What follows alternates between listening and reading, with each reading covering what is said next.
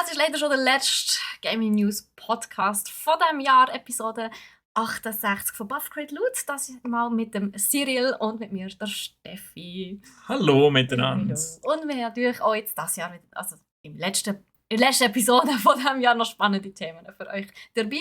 Und zwar haben wir im Buff einerseits die Game Awards 2023, wo nicht nur Awards verteilt worden sind, noch und nachher, sondern auch Game Announcements passiert sind. Und wir haben den GTA 6 Trailer, der in aller Munde war. Und da müssen wir natürlich uns heute anschauen bzw. miteinander besprechen, was man da eigentlich alles so gesehen hat. Aber gleichzeitig ist GTA 6 auch im Crit. Warum erfahren wir das später? Und last but not least haben wir natürlich ein bisschen Loot. Und da hat der Cyril vor allem ganz viel zu erzählen. Ja, eigentlich mehr Loot als das ganze Jahr durchgegeben hat. Ja, genau. Ja, dann würde ich sagen, let's go. Ja, stürzen wir uns rein.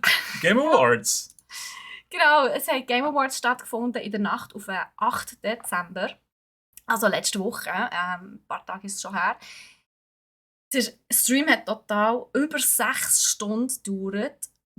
6 Stunden 16. Gut, die erste halbe Stunde war nur Wartezeit. Aber trotzdem, ein sehr langer Stream. Ich bin natürlich nicht aufgeblieben. Ich habe mir das nachträglich angeschaut, beziehungsweise durchskippen. Das hat sehr viel Blabla, wie man es halt eigentlich so kennt. Ja. Und irgendwie muss ich aber auch sagen, der Game Award, also die Show, ist mittlerweile irgendwie wie mehr eine Game Announcement Show als wirklich eine Game Award Show. Hast du das so ein bisschen mitbekommen? Ich habe mir natürlich einzelne Vorstellungen von den Games angeschaut. Das, was du so toll findest und auch sicher etwas dazu erzählst, bedauerlicherweise gerade nicht. Aber ja, es sind mehr Games, als eigentlich Awards verteilt worden sind. Also es ist sehr, sehr witzig, ja, eigentlich. Und vor allem manchmal, also für sie so schade finde, sehr viele Awards sind so innerhalb von 4 Awards innerhalb von 4 Minuten verteilt worden. Ja, also wirklich, was sie so darstellen und dann sagen so, ja, also, der nächste Award ist der und der, das sind die Nominierten, schnell abgelesen und dann, das ist der Gewinner, nächster Award, das sind die Nominierten, das ist der Gewinner, nächster Award, echt so 4 am Stück. Und dazwischen hast Tonnen wie Stars auf die Bühne kommen, irgendwelche Leute, die Dankesreden oder Announcements machen und so, was ja auch cool ist. Ja. Aber ich habe mir irgendwie gedacht, das ist ein bisschen mehr Zelebration von diesen Awards, aber null. Ja, sie haben wahrscheinlich schon gewusst, dass es etwa 6 Stunden geht, oder? Und dann haben sie einfach gewusst, okay, jeder, der Dankesrede will, der muss in 90 Sekunden ja, muss durch sein. Oder? Ja, genau. Ja. Naja, aber es ist, ja, also ich muss jetzt sagen, die meisten, also weder die Nominierten sind teilweise, also es war ja wirklich mega eine Überraschung gewesen, noch jetzt die Gewinner. Ich würde sagen, wir gehen im Schnellflug durch. Ich würde nicht allzu vertieft reingehen. Ich meine, spannend ist es auf jeden Fall. Vor allem Game of the Year, das wundert auch niemanden, ist Baldur's Gate. Oh. Baldur's Gate 1? 3. Ach so. Baldur's Gate 3 hat recht abgeräumt. Weniger als ich vermutet hätte, muss ich sagen. Ja, das stimmt. Es war so oft nominiert. Ich glaube, irgendwie 8 Mal war es nominiert. Ich habe es im letzten Podcast erzählt. Dass ich wirklich gedacht habe, es räumt mehr ab. Aber ich meine, es ist Game of the Year. Und das wundert, glaube ich, wirklich niemanden. Ja. Baldur's Gate 3, Best Performance, der Neil Newbon, der seine schauspielerische Leistung zu Gute gegeben hat ich gesagt. Für Starion, genau. Genau, der hat aber Best Performance Award abgeräumt. Best Community Support, da kann man glaube ich sagen, verdient. Ja. Ich meine nur schon Patch Notes. Leute, lesen mal die Patch Notes. Sie sind zum Teil wirklich auch witzig. Wirklich? Ja, tatsächlich. Beispiel? Nein, jetzt gerade so auf die Schnelle nicht, aber ich könnte es im Steam nachlesen. Also sie haben aber schon sehr witzig. Und sie wissen ja, was Community macht. Darum. Ja, aber ist cute. Ja, und Best RPG und Best Multiplayer. Also ein paar Awards haben sie schon abgerundet. 1, 2, 3, 4, 5 von 8 immerhin. Das ist nicht schlecht. Ja. Ich hätte natürlich gerne gesehen, sie hätten alle abgeräumt, weil ich bin absoluter Fan. Also überall, wo sie nominiert sind. Ja, gut. Ja. Alan Wake 2 hat tatsächlich auch ein paar abgeräumt. Zwar Best Game Direction, Best Narrative und Best Art Direction. Also total 3. Was natürlich auch sehr, sehr cool ist. Innovation in Accessibility finde ich auch immer ganz einen wichtigen Award, muss ich zugeben. Ich finde es super, dass es so etwas gibt, dass es unterstützt wird. Also es ist ja vor allem für körperlich Behinderte oder wo Schwierigkeiten, also Menschen, die Schwierigkeiten haben, mit normalen Controllers, sage ich jetzt mal, oder normalen Steuerungsmöglichkeiten die Games zu spielen, und dort, oder irgendwie, weißt, blind sein oder taub, alles einfach irgendwie etwas haben und dass die auch gamen können, sorry, aber das finde ich einfach grossartig und dass dort so viel Wert drauf gelegt wird, finde ich schön. Das gefällt mir. Ja, definitiv. Ja, und dort hat Forza Motorsport tatsächlich abgeräumt. Die haben auch noch zusätzlich Best Sports und Racing gewonnen, also die haben 2 total. Dann Cyberpunk 2077 ist Best Ongoing.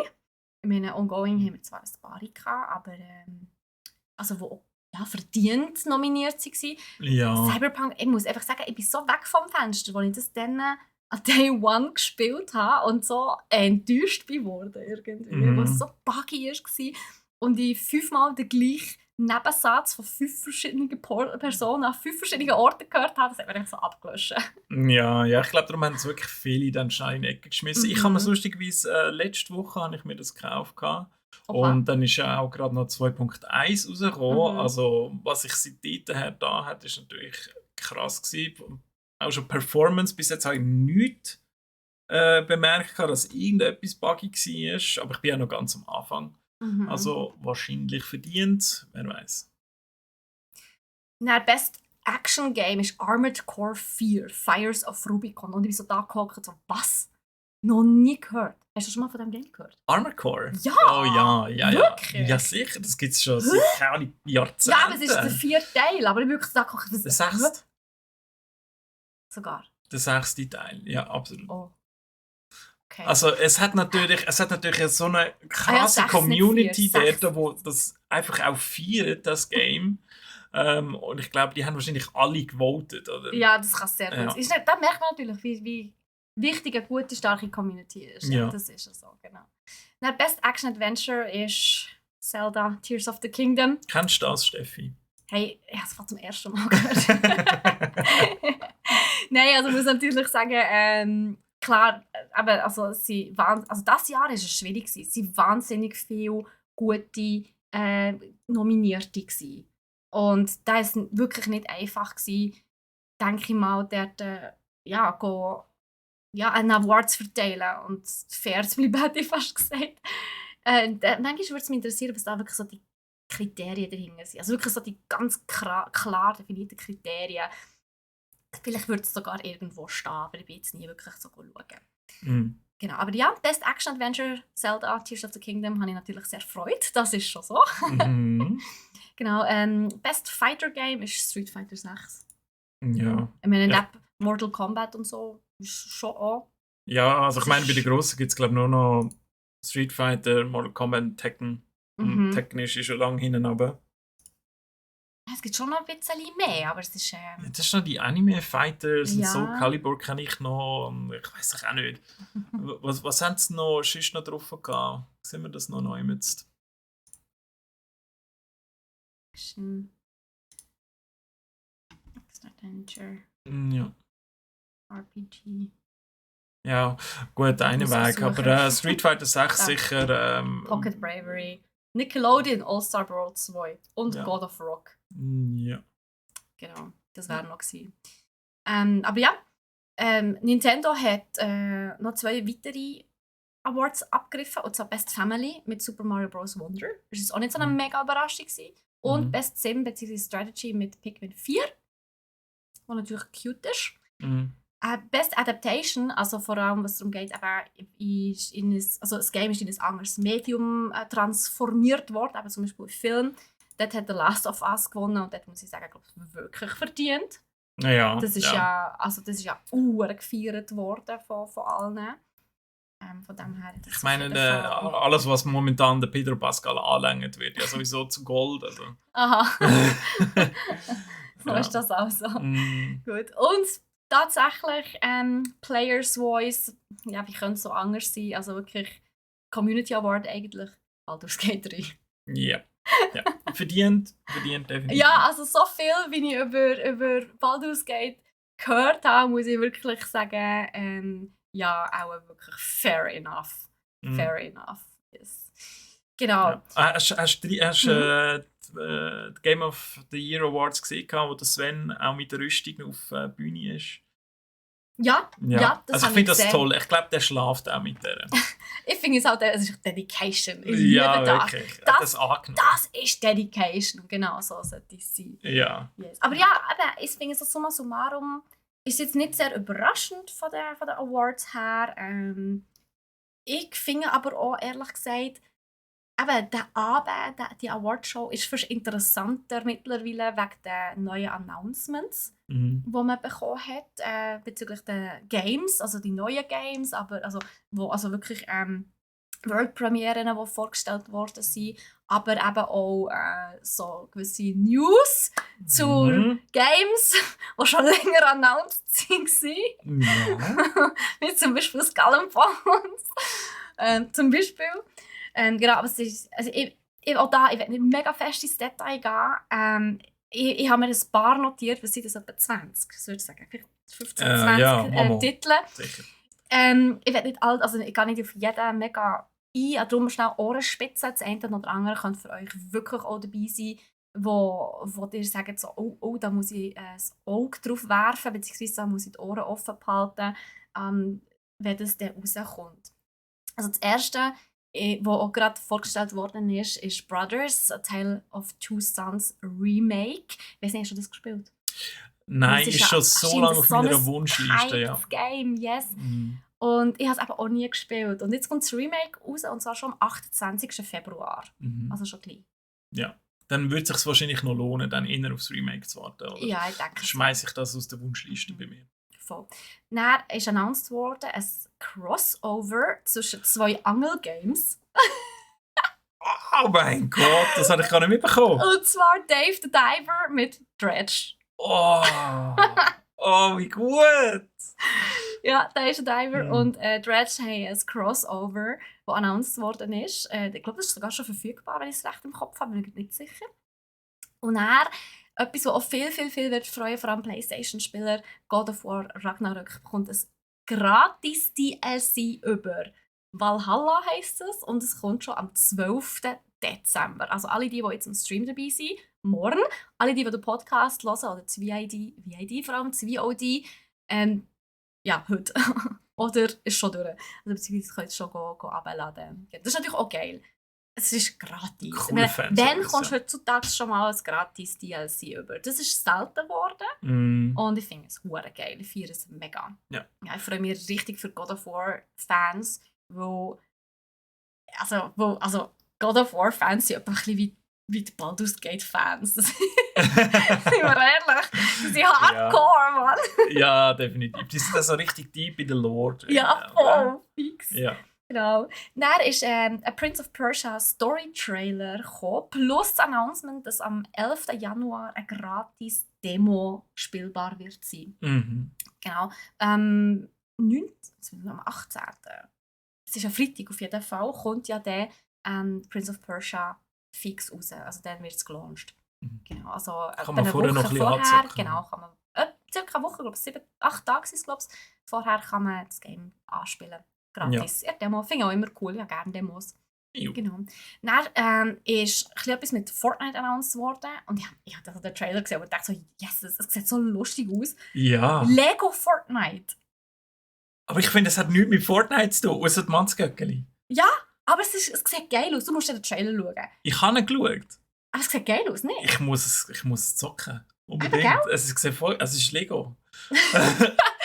Und es ist RPG-Lego quasi. Ja, und es sieht wirklich cool aus. Und ich dachte so, hä?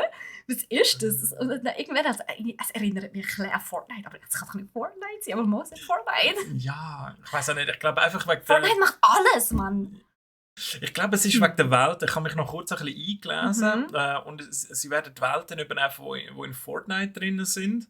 Und dort ist für die Eltern auch interessant, wie die können einstellen, auf welche Welten das Kind Zugriff haben. Oder? Gewisse Welten sind ein bisschen brutaler, beziehungsweise die Aufgaben, die du drin hast und Monster, die du begegnest und so. Ja. Finde ich cool. Fortnite wird ja sowieso irgendwie mehr so ein bisschen zu einem Roblox, sage ich jetzt einmal. Also es ist mehr so eine Plattform mit vielen verschiedenen Games mittlerweile. Ja. Es ist auch neu Rocket Racing announced worden. Auch in Fortnite. Also es gibt mehrere, also, ich sage jetzt mal, Genre-Ableger oder grundsätzlich Games, die in sich geschlossen sind, aber wie im Fortnite-Universe, sage ich jetzt einmal. Es ist wirklich so, es wird wie ein eigenes Metaverse, sind wir ehrlich. Also es ist ja eigentlich schon eins, aber es wird irgendwie grösser. Ja. Und darum, also dort wird immer wie mehr kommen, immer wie mehr. Sie sind gerade recht am Ausbauen. Ja. Und jetzt mit Lego sowieso, ja. Ja, fix. Dann, ein Game, das ich ultra hype, also das ist wirklich mein Hype-Game von der ganzen Award-Show, Kemuri. Das ist ein Indie-Game, wer hätte es gedacht. Und dort geht es um japanische Mythologie. Und Art Director, beziehungsweise sie, die das Studio gegründet hat, die war auch schon Art Director von Ghostwire Tokyo, so heisst es. Und die hat jetzt ihr eigenes Studio gegründet, Unseen Tokyo heisst das. Und das Game Kemuri, da geht es so darum, aber wirklich so die Spirits und die Fabelwesen aus der japanischen Mythologie zu jagen. Also ich finde es dann geil und es sieht richtig, richtig geil aus. Aber ja, ich habe Cyril vorher gezwungen, um den Trailer zu schauen. Ja, hat sich aber definitiv gelohnt. Also ich finde es vom Art her sehr ansprechend schon mal. Ja, fix. Und anschliessend gibt es No Rest for the Wicked. Das ist der Nachfolger, also nicht der Nachfolger, sondern es ist das Nachfolger-Game von dem Macher von Ori. Ori and the Blind Forest und Ori and the Will of the Wisps. Auch fantastische Games gewesen, 2D. Und jetzt No Rest for the Wicked wird aber 3D-Plattformer. Sieht aber auch schon sehr schön aus. Auch wieder das Mystische und mit sehr kuriosen und makaberen teilweise und schon ein bisschen gruseligen, düsteren Monster. Sich ein bisschen von Bramble und Last Nightmare vielleicht inspirieren lassen? Mensch, Little Nightmare. Little Nightmare, genau. Nightmare. Ja, nein, es geht in eine andere. Es geht mehr in die Fabelwelt. Okay. Ja. Wobei ich habe bei diesem Titel eigentlich eher an Borderlands gedacht, weil das ist der Titelsong damals vom ersten Teil. Aber schön, dass es nach Ori in dem Fall ist. Ja. eher wie Ori, ja. Genau. Dann ist vom Hideo Kojima ein neues Game announced worden, und zwar OD. Und wie immer ist es mehr als ein ein Kunstprojekt als also keine Ahnung, dass ich mir darunter so vorstellen. Es sieht ein bisschen horrormäßig aus. Es ist schon an Screamers gerichtet. Also an Players und Screamers. Also ich glaube, einfach wirklich Leute, die gerne Scare Jumps und so haben und sich gerne verschrecken. I don't know. Ich habe es kurios gefunden, aber das ist halt er, so ist er. Und ich glaube, seine Games muss man wirklich mehr als Kunstprojekt anschauen als wirklich Games. Ja, mittlerweile schon ein bisschen, ja. Aber ich meine, wir können gespannt bleiben. Er hat tausende Applaus bekommen, als er die Bühne betreten hat. Also er ist immer noch eine mega hyped Person und ja, fair enough. Ja. Dann Jurassic Park Survival mit der, glaube ich, der Frau in der Hauptfigur das Mal. Und ja, es ist Jurassic Park. Ist das sicher wieder als Survival? Also Jurassic Ark quasi. Ja, genau. Zu Black Myth Wukong ist auch ein neuer Trailer erschienen, plus ein Release-Datum, und zwar der 20. August nächstes Jahr. Ich weiß nicht, August ist für mich, also Gamescom ist ja dort umeinander, fair enough, dass dann etwas Neues kommt, das passt eigentlich gerade.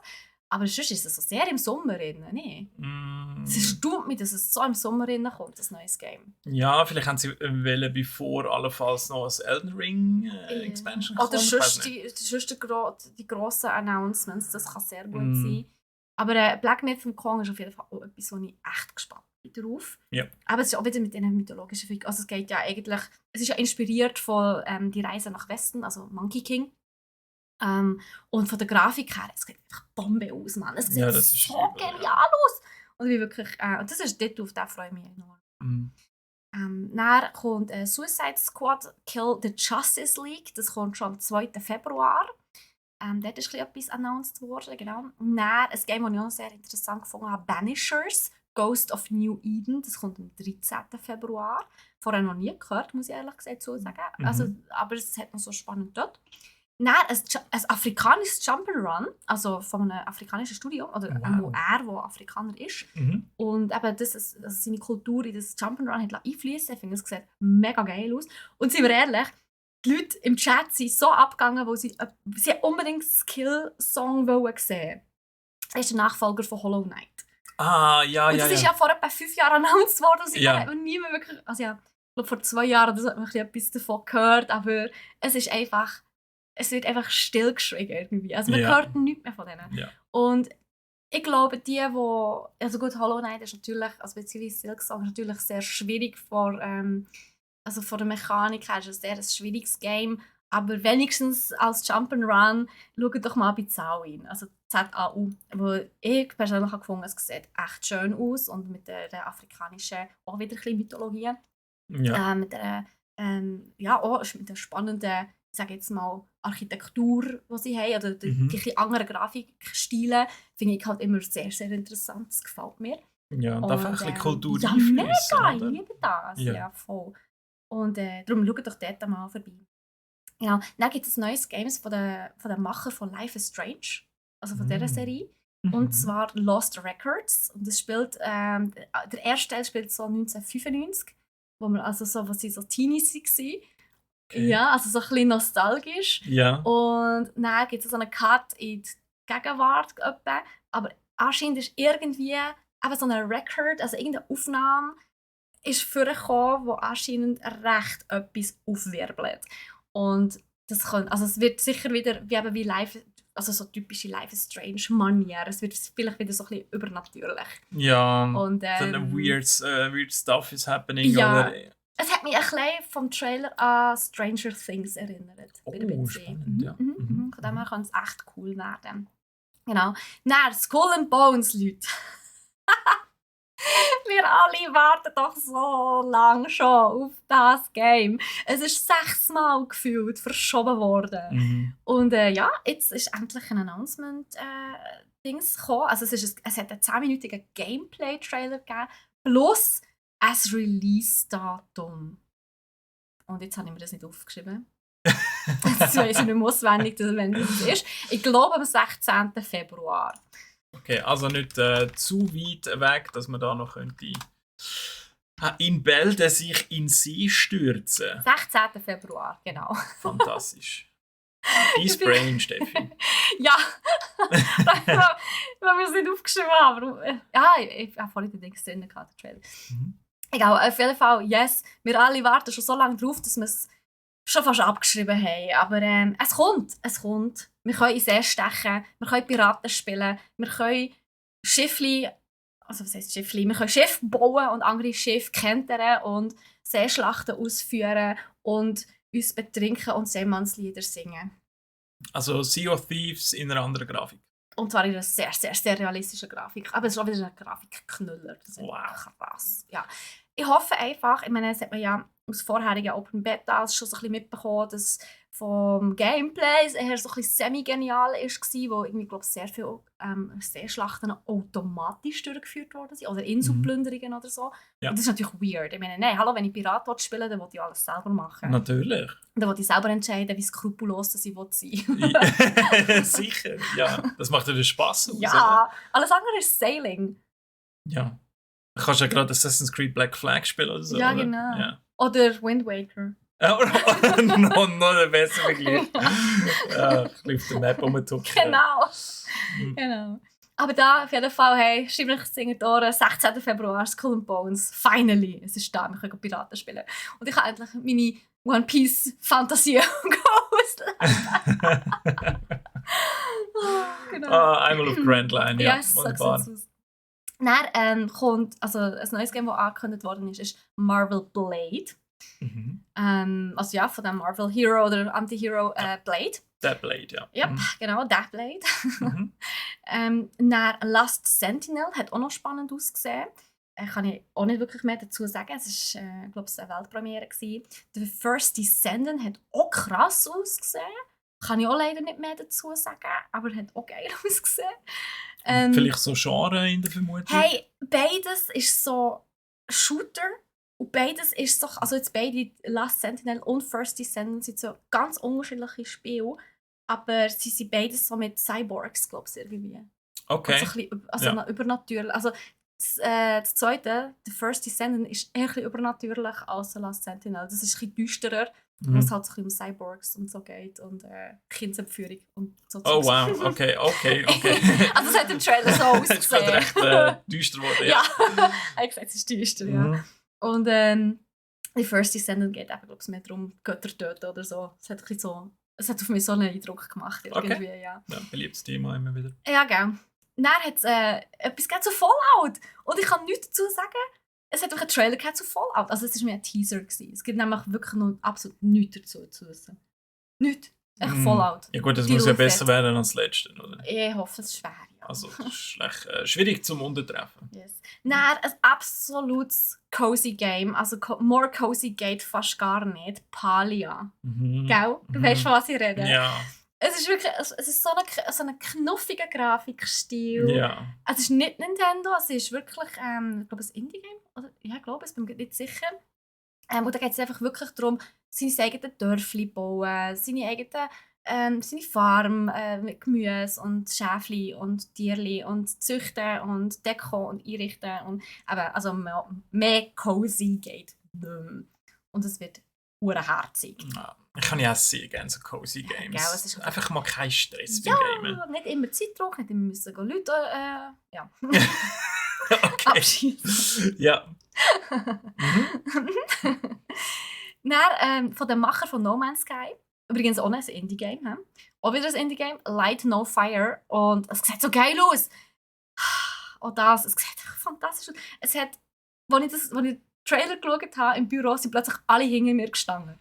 Wo alle gefangen haben, so, also voll so paralysiert, so krass, es sieht voll cool aus. Es erinnert ein bisschen an Valhalla mit Mischung von Ark, so ein bisschen Fantasy, mit auf ihrer schönen Landschaft, auch wieder Häuser bauen, Monster jagen, farmen. Es sieht so toll aus. Mega schön. Ja. Also aber auch wieder ein bisschen Survival. Ich glaube es, ja. Light No Fire könnt ihr euch wirklich unbedingt anschauen. Es sieht echt wirklich geil aus. Ja. Dann gibt es einen geistigen Nachfolger von StarCraft.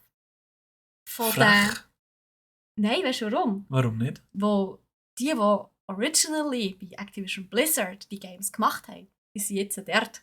Die haben das Game gemacht. Stormgate heisst das. Es ist vor etwa 4 Jahren announced worden. Und die heisst jetzt, also jetzt ist es da. Also darum ist es wirklich ein geistiger Nachfolger von StarCraft, heisst Stormgate. Aber ja, es ist genau wie StarCraft auch ein Real-Time Strategy Game.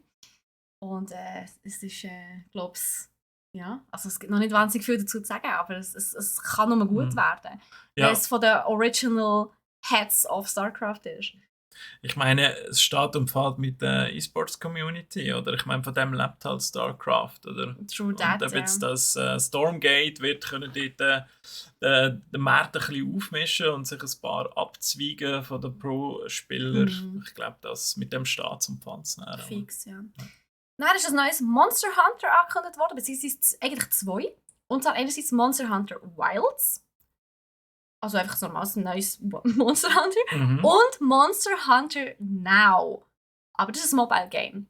Das hat Now sehr nach Mobile tönt, ja. Yes, genau. Und es tönt in meiner Meinung nach auch ein bisschen nach Pokémon Go.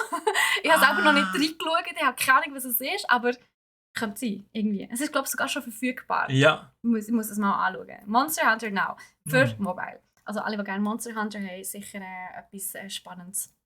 Yes. Hast du mal eins gespielt, Steffi? Was? Monster Hunter? Nein. Nein? Okay. Nicht einiges. Ich finde die Monster dort drin so toll, ich will die nicht gucken. Ja, okay, ja gut.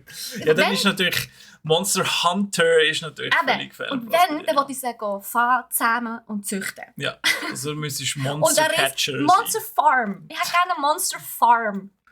Gibt's doch. Wie heißt es? Slime Rancher oder so? Nein, Bullshit. Nein, Monster Hunter Farm. Monster Hunter Farmville. Nein, auch nicht. Oh nicht? Okay. Nein, einfach, wo ich die Monster nicht muss fahren, also nicht killen muss, sondern ich kann sie einfach einfahren, ich kann sie zähmen und züchten und ich muss auf sie aufpassen und darf sie, ja, keine Ahnung. Gut, vielleicht gibt es für Füttern Planet und so. Zoo irgendeinen Mod, wo die Monster Das wär Hunter toll. Monster kannst rein Oh, das fehlt noch. Nicht Zoo Tycoon, sondern Monster Park Tycoon oder so. Das ist irgendwie noch recht cool, muss ich sagen. Gell? Ja. Geistiges Eigentum. Ist schon angemeldet. Ja. Genau, ja. Also, wir sehen nächstes Jahr, also die meisten von diesen Titeln kommen wirklich nächstes Jahr raus. Ich bin übrigens fertig mit meiner Liste. Also entweder noch dieses Jahr oder spätestens nächstes Jahr. Nein, stimmt nicht, sorry. Ein paar sind ja erst 2025, aber es kommen auch mal wieder grossartige Titel und es kommen auch wieder grossartige Games auf uns zu. Uns wird nicht langweilig. Nein, es wird nicht langweilig. Ich meine, man sagt das Es jedes wird Mal echt nach wieder- jedem Jahr, oder? Es Ja. kommt nichts mehr. Wir haben das Beste gesehen. Genau, als ob. Als ob. Nein, so ist es leider nicht. Hm. Aber ja, so, jetzt habe ich sehr lang, länger als ich eigentlich geplant habe, über die zwei Themen Game Awards und Game Announcements geredet. Jetzt würde ich aber sagen, jetzt ist es Zeit für GTA 6. Ich glaube wirklich das Game, wo die Leute am meisten erwarten seit etwa 10 Jahren. Ja, also ich glaube, nur schon der Trailer spricht Bände. Rekord geschafft auf YouTube für die meisten Klicks innerhalb von 24 Stunden. Was ist es? 12 Millionen, glaube ich. Mittlerweile stand heute, jetzt sind es 140 Millionen. Ja, spricht tatsächlich für sich. Ich denke, für die anderen paar Millionen, die den noch nicht gesehen haben, ja, worum geht es überhaupt im GTA 6? Wir gehen zurück nach Vice City, nach Florida. Wir haben dort schon mal namensgebenden Ableger damals, Vice City, dort ein bisschen umstehlen und Chaos stiften. Und jetzt neu kommen wir auch wieder zurück. Es hat auch ein paar Vergleiche schon gegeben mit dem alten Teil, wo man so ein bisschen versucht hat, ja, ist das vielleicht schon vorgekommen im alten GTA Vice City, und tatsächlich, es hat ein paar Gebäude drin, Strände und so, wo man muss sagen, gewisse Sachen, also für die hunderte von Stunden dort drin verballert haben, die werden wahrscheinlich sagen, ach, GTA 6, ja, da fühle ich mich daheim. Ja. Und es hat wieder die Stadt, die an Miami erinnert. Es ist einfach vom Stil her so sehr Neon und natürlich das Sündenpfuhl von Amerika, oder? Ja, das hat Welcome to Miami. Welcome to Miami, ja, absolut. Also der ganze Vibe hat sich sehr gut eingefangen, finde ich. Florida Keys sind drin, also die Inselgruppen im Süden. Dann Sümpf im Norden von Florida sind auch drin. Wir haben das Sumpfboot noch gesehen, da die mit einem riesigen Propeller hinten drauf, wo man kann durchfetzen Kann ich scheint. wissen, das ist nicht ein Sumpfboot. Ein Sumpfboot? Spannend. Ja, oder wie auch immer die heißen. Ich weiß es ja nicht. Ich bin ja nicht dort daheim, Steffi. Ich gehe nicht. Gut. Wir Ich habe haben... viele Alligatoren. das ist schön, dass du Alligatoren sagst. Ja. Also, Ja, ich bin extra noch googeln, bevor ich mich hier zum Lohn mache. Und es gibt doch mehr Alligatoren als Krokodile. Ja, mir ist sich nicht so ganz schlüssig aber in der Aha. Community, oder was es jetzt ist. Aber ich meine, schlussendlich, es ist einfach ein grosses Reptil. ja. Anyway, Aber Krokodil ist grösser als Alligatoren. sagt mir, ja, stimmt. Aber ich glaube, wenn so einer auf den Arm gießt, dann ist es wahrscheinlich... Ist so trotzdem so oder so. Genau. Same but different. Same but Potato. Wir haben noch Einblick bekommen auf die zwei Hauptcharaktere. Einerseits Lucia. Sie ist... Lucia.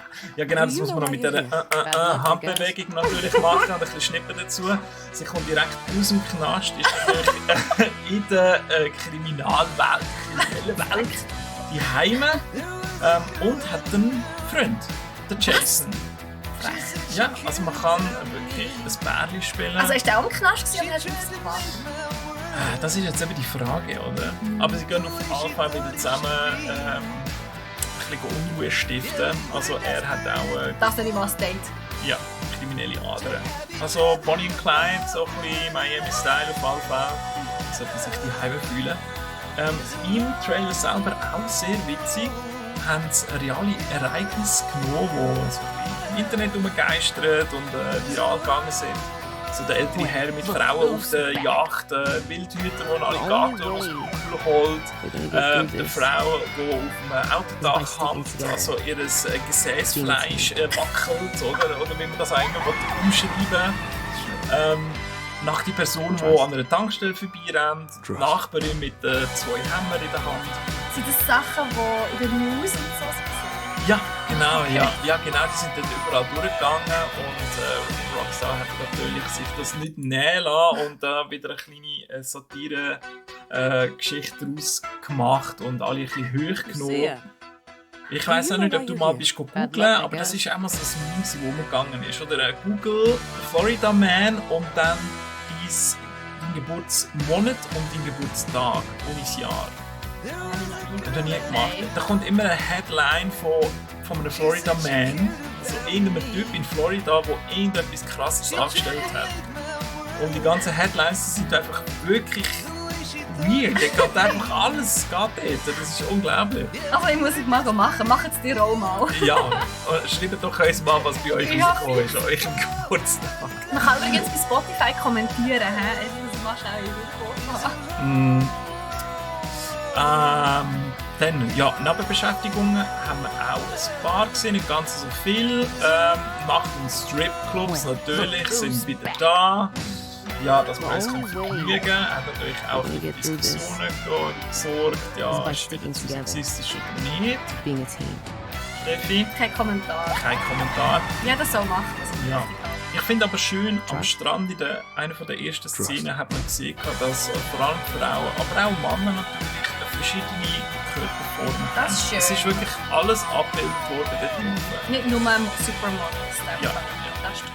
Was auch überall dabei ist, Social Media. Also sie haben ihre eigenen Graphics. Formen von Facebook, Instagram, TikTok. Gibt es echt ein In-Game Instagram?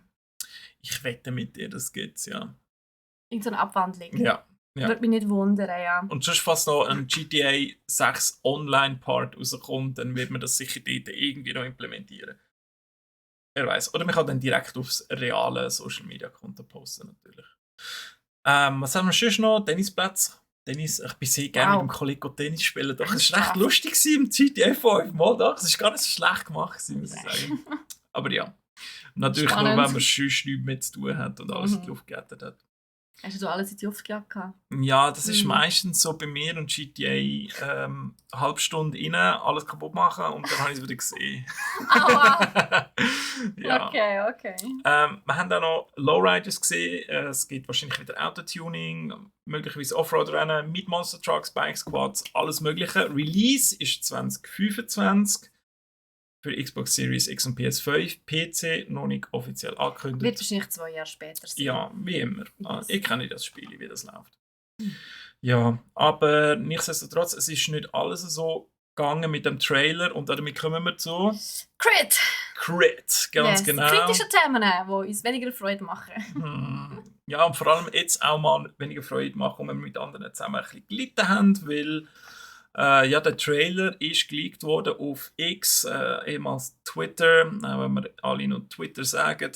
Wir wissen alle, was wir meinen mit Twitter. Ja, wir können einfach nicht xen, das ist einfach komisch, oder? Yes. Ja. Dort ist von einem der Trailer geleakt worden, und zwar in einer wirklich ganz, ganz schlimmen Auflösung. Und zwar auch einen Tag vorher. Und dementsprechend hat Rockstar natürlich müssen einerseits von X/Twitter den Nutzer sperren lassen und andererseits den Trailer müssen Selber veröffentlichen. Einen Tag vorher, genau. Nicht alles so gleichzeitig mit dem Countdown und so weiter und so fort. Und ja, man hat das nicht so können durchführen, das Announcement mit dem Scan gehabt, weil irgendeiner das Gefühl hat, nein, ich mache das jetzt, ich gehe jetzt das abholen. Das ist so schade. Ja. Ich finde es so schade. Lass doch denen das. Ich meine, hey, 10 Jahre. 10 Jahre haben die jemand dran gearbeitet gefühlt. Ja, die längste Zeit, die man jemals für das GTA entwickelt hat. Oder? Und die haben sich so gefreut auf den Announcement-Tag, und sie einfach wie so sold. Das ist schon, ich finde es sehr traurig. Also ich meine, es ist ja klar viel schon im Vorfeld geleakt worden, Charaktere, in-game Footage, Maps, noch und nachher sind Sachen geleakt worden. Ich finde, das ist auch so, es geht ja noch, es ist ja auch so ein bisschen Marketing, es schürt auch so ein bisschen den Hype, weißt du, was ich meine? Ja. Aber der Trailer, wo man so extra auf einen gewissen Zeitpunkt announced, dass der wie einfach vorausgelegt wird, es ist echt so traurig, man. Für so 10 Minuten Internet-Fame. Ja, ich finde es einfach immer, vor allem, weißt du, du nimmst, wie du gesagt hast, du nimmst denen die Freude, oder das, wo sie alle dafür geschafft haben und alle dort hocken und hey, morgen geht das live, ich will schauen, wie das klopft und tätscht. Auch wenn sie trotzdem klopft und tätscht hat, wo sie es dann released haben. Ich meine, er hat ja sogar, also der Release-Trailer hat, glaube ich, einen YouTube-Rekord gebrochen. Die meisten Klicks innerhalb von 24 Stunden. Genau, absolut. Also mit, weiss ich wie viele Millionen. Genug, ja, eben. Jetzt sind wir bei 140. Ja, also irgendwie der GTA 6 Trailer hat irgendwie nach einem Tag so viele Klicks gehabt wie der GTA 5 Trailer nach 12 Jahren. Ach, das ist unglaublich. Also wenn man sich mal den Hype dort vorstellt. Also so viele Leute freuen sich auf den Trailer. Oder haben sich auf den Trailer gefreut und freuen sich auf das Game, sagen wir es so. Ja. Wahrscheinlich aber eben auch, wie schon immer ein bisschen etwas geleakt worden ist und man also, hat endlich wissen, was ist dahinter, ja, der oder? Hype. Was kommt. Hype ist real. Der Hype ist real. Ich Hast hoffe, du ein dass man GTA wirklich- gespielt, Steffi? Nein, nie. Weißt du, ich habe meine kriminelle Ader dann noch nicht so erkannt. Aber jetzt, Ja. Mit Jetzt der habe ich Lucia. sie nicht nur erkannt, sondern ich habe sie auch akzeptiert. Schön. Darum habe ich jetzt Piraterie betrieben. Ja. Ja, genau. Also ich muss ehrlich gestehen, ich habe GTA 1, 2, ich habe eigentlich alles mal gespielt von denen, aber es hat mich nicht wirklich lange behalten von diesen Titeln. Darum struggle ich immer ein bisschen nachzuvollziehen, wo der ganze Hype herkommt um GTA. Eben, wenn wir jetzt denken, 6 Tage später 140 Millionen Aufrufe auf dem Trailer, das ist einfach abartig, oder? Ja. Und vielleicht könnt ihr ja mal schreiben, warum ihr euch freut auf GTA 6, wo auch immer ihr uns findet, auf Discord, auf Twitch natürlich. Oder Spotify-Kommentar, YouTube-Kommentar, im Stream live, wie ihr Genau. wollt. Das nimmt mich schon noch sehr wunder. Was macht der Hype aus für euch? Ja. Und dann... Also, ich habe vor allem... Ich bin etwas am Hypen momentan. Oh, ja. Etwas. Und dann würde mir aber schon zum Laut kommen. Okay. Ja, gut, passt. Ist gut? Ja, mal doch. Machen wir laut. Und zwar... Ihr wisst ja, ich habe es schon ein paar Mal erzählt. Ich bin ja wirklich grusig am One Piece suchten. Bei welcher Episode bist du, Steffi? 768. Wann hast du angefangen zu schauen? Irgendwann im September. Wunderbar. Ja, also ich gebe Gas. Warte. Es ist grossartig. Ich kann nicht mehr ohne. Ich bin so... Also wirklich die Serie... also das Anime nimmt mich so mit. Die Story, die Leidenschaft, der Glaube, das Vertrauen in dieser Anime-Serie. Ich finde das grossartig. Und dann habe ich auch gefunden, so, hey, wir haben ein bisschen wenig Merch. Ja, sorry. Dann sind wir zum Serial gegangen. Von so Serial. Ich habe ein paar Figuren gesehen. Ja, jetzt haben wir ein paar... Jeden Tag bist du mit dem in den Ohren gelegen. Jetzt haben wir ein paar neue Figuren. Sammelfiguren. Bei uns auf brack.ch. Sie sind wunderschön. Ja. Sie sind nicht ganz günstig, das muss man an dieser Stelle sagen, aber qualitativ dafür der Hammer. Ja. Und sie sind auch nicht klein, sie sind eher grösser. Und sie sind einfach... Manchmal, also, das muss ich natürlich sagen, die Wartezeiten sind teilweise ein bisschen wüst.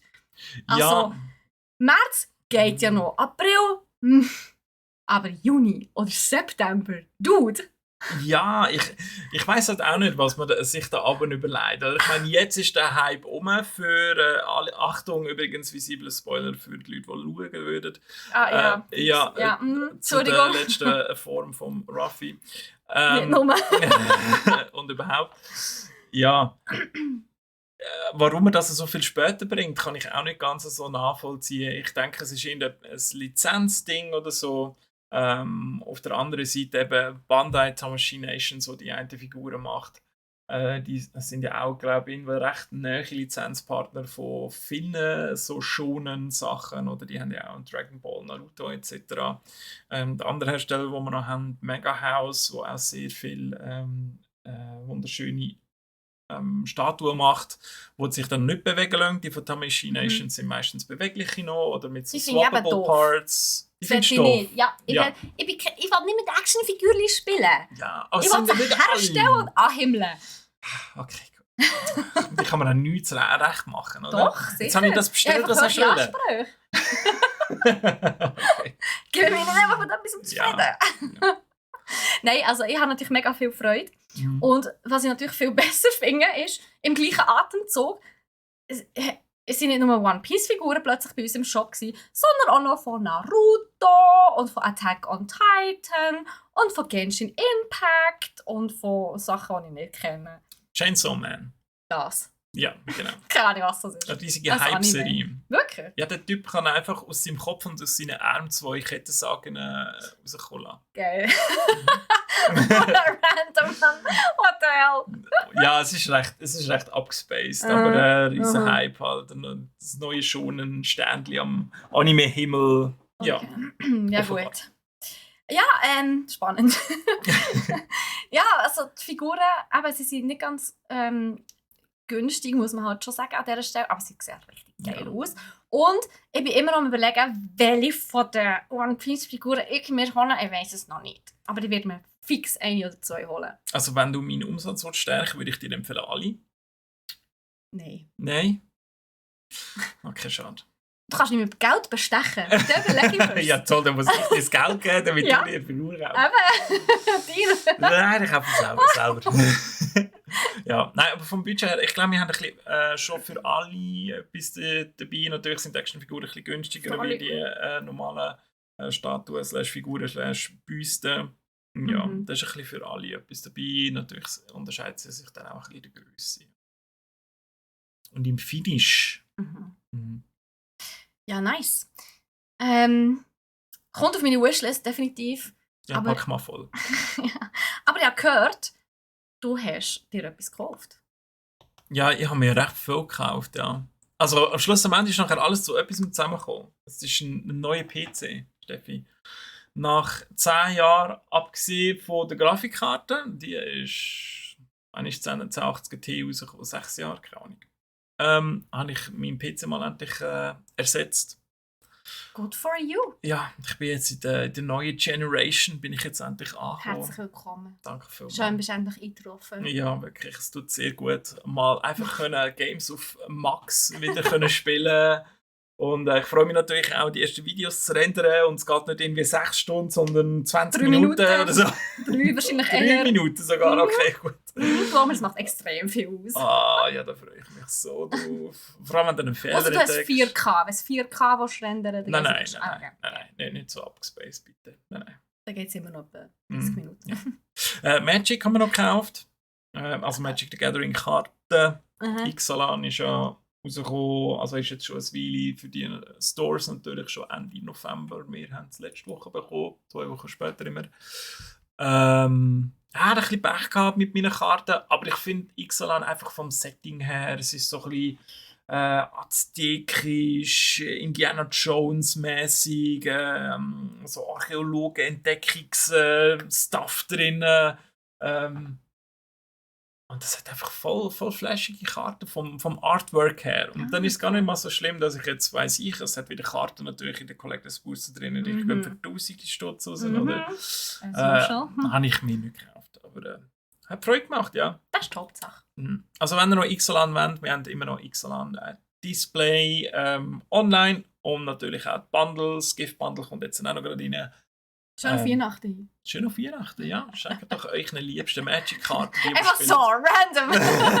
Ja. Because why not? Why not? Ja, vor allem so am Grossvater so, hey, ich kann mal, weißt du, kannst echt ein bisschen spielen mit Jungen. Du kannst sie nicht brauchen, oh no, du kannst sie ja mir geben. Stimmt, das Geschenk hat dich selber an, wie Genius. Absolut. Ja, aber damit habe ich auch wieder genug Geld beim Brackla liegen. Ja, gibt jetzt wahrscheinlich wieder ein bisschen Pause. Schande. Aber ja, fair. Yes. Ja, aber ich habe ja zu Black Friday sehr viel eingekauft. Von dem her ist dort mal noch genießen.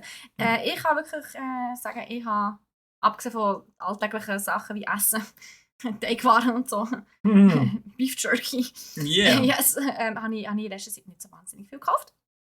Aber Black Friday habe ich. Hast du dir gegeben? Ja, aber ich habe mir eine Xbox Series X gekauft. Yes. Die schwarze, Yes, natürlich. genau. Und die Natürlich weiße gibt gibt's es nicht in weiß. Wie wir vorher gelernt haben. Ja, genau. Genau, yes. Aber ja, wir haben natürlich alles wie immer verlinkt in den Shownotes. Also, falls euch etwas gelustet hat, könnt ihr dort glüseln, draufklicken und dann kommt ihr direkt dorthin. Und dann wäre es eigentlich vom Podcast. Mhm. Und Für das Jahr? Mir ist schon ein bisschen sad. Darum noch schnell 2, 3 Announcements. Am Freitag streame ich Avatar. Das ja leider mit dem Oli, also mit dem Troy, nicht geklappt hat am 15. Dezember. Genau. Und die Woche darauf streame ich auch nochmal. Ich weiss noch nicht ganz genau was. Eventuell wird es ein Nintendo-Game. Fashion Dreamer. Oh ja, das mit dem Einhorn reiten? Nein, das ist ist nicht anders. das? Nein, Fashion Dreamer ist, wo du Kleider anlegen und so. Ich weiß es nicht genau. Aber sie haben gefragt, ob ich nicht möchte reinschauen. Okay. Ich schaue mal. Genau, und am 29. gibt es dann wahrscheinlich noch so einen Endjahres-Cozy-Stream. Dort muss ich noch schauen, was ich streame. Es wird sicher etwas Gemütliches sein. Von dem her, yes. Was? Nein, aber nicht.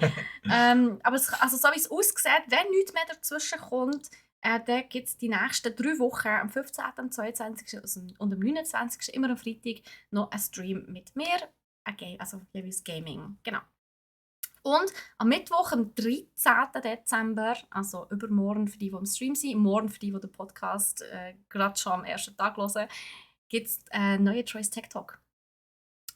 Yes. Kannst du etwas sagen dazu? Nein. Okay. Also mal sicher. Das ist natürlich mit Top Secret. Noch natürlich. Legion Go, das Lenovo Legion Go.